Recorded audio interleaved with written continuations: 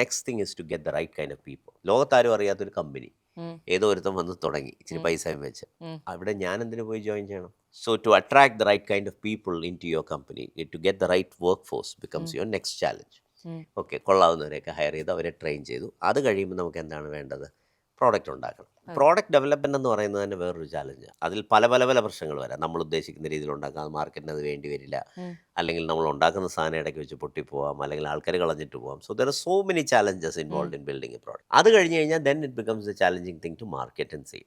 ഇപ്പോൾ ഇവിടെ എല്ലാം എനിക്ക് സത്യത്തിൽ അത്ര ഈസി ആയിട്ട് തോന്നിയ ഒരേ ഒരു കാര്യം എന്ന് പറയുന്നത് ക്യാപിറ്റൽ റേസ് ചെയ്ത് മാത്രമാണ്. ബാക്കി എല്ലാം ഇസ് എ അപ്പ് ഹിൽ ബാറ്റിൽ. മുകളിലോട്ട് നമ്മളിങ്ങനെ പതുക്കെ പതുക്കെ പതുക്കെ പതുക്കെ നടന്നു കയറുന്ന ഒരു ബാറ്റിലായിരുന്നു. ഇനി അതെല്ലാം കഴിയുമ്പോഴും നമ്മളൊരു you are at A significant stage of your growth and then suddenly something very unforeseen happens. അതായത് നമ്മുടെ ഒരു കസ്റ്റമർ ബാങ്ക്രപ്റ്റ് ആവുന്നു, അല്ലെങ്കിൽ ഒരു കസ്റ്റമർ പറയുന്നു, ഓക്കെ, CEO മാറുന്നു, അയാൾ പറയുന്നു ഇനി തൊട്ട് ഞാൻ ഇന്ത്യയായിട്ട് വർക്ക് ചെയ്യുന്നില്ല, ഞാൻ യുക്രൈനുമായിട്ട് വർക്ക് ചെയ്യാൻ തീരുമാനിക്കുന്നു എന്ന് പറയുമ്പോൾ that becomes your growth challenge.